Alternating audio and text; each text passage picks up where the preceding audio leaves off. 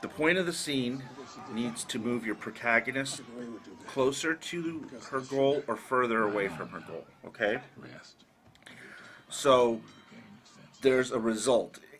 Meaning you have a reason for this scene happening. Either it's all about the protagonist and she's trying to accomplish something.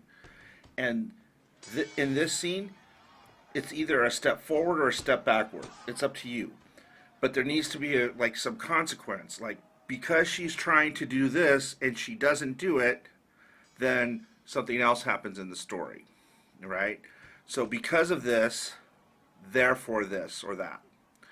Okay? So there needs to be an intention, something that she's trying to do. And that needs to motivate everything that she does. The conversation she has, the dialogue she has, if she's setting the table a certain way, whatever. It's all subtext for what she really wants and really is going after, okay? If she's talking about a cat, it's because that conversation somehow is helping her get to where she needs to be. You know, she's placating somebody, she's trying to charm somebody, she's trying to stall, whatever it is. It's all about her trying to get to achieve that goal, okay? So, she sets out to achieve the goal. Something comes and gets in the way.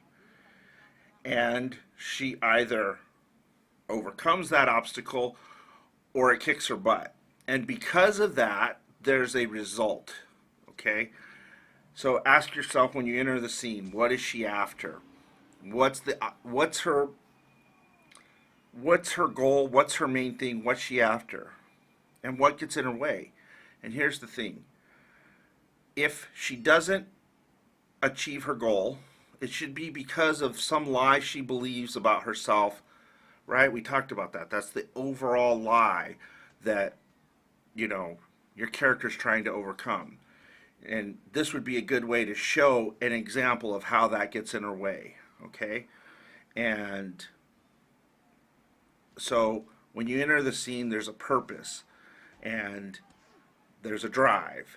And your character's clever. She's trying something. She's trying to seduce somebody. She's trying to convince. She's trying to distract. Whatever it is, she needs to have something that's pushing her forward.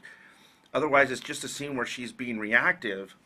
And, I mean, because as humans, we always want something, right? And that's kind of what drives us. We don't always know what it is, but there's some overall thing that's pushing us forward. We want love or acceptance or I don't know, whatever. Okay, it's got to be about that thing. And here's the trick. The audience has to relate to what your character's going after, and it can't come easier for that person than it does for us, or else we lose that mirror neuron connection, right? We bond with this person, but if they have more luck than we have, just dumb luck, we start to lose empathy for them, right?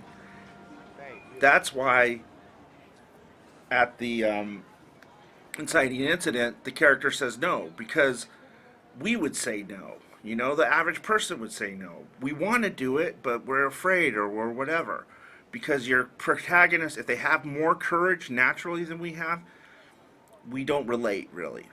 You want them to have the same amount of courage. And that's why the lock-in happens. The lock-in gets them past that disbelief, right?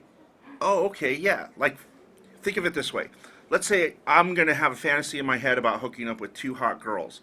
I could either, in my head, imagine myself as, like, super buff guy, or I could say, like, there's a plane crash and we're the only three survivors.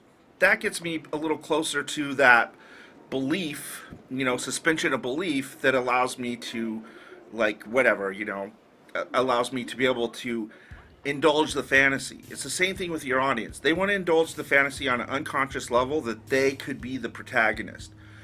But you have to help them suspend disbelief, okay? And that's why it's got to be, you know, things can't come too easy for the protagonist. Otherwise, we can't relate because we know things don't really come that easy for us. And so we lose empathy with them. So I hope that makes sense.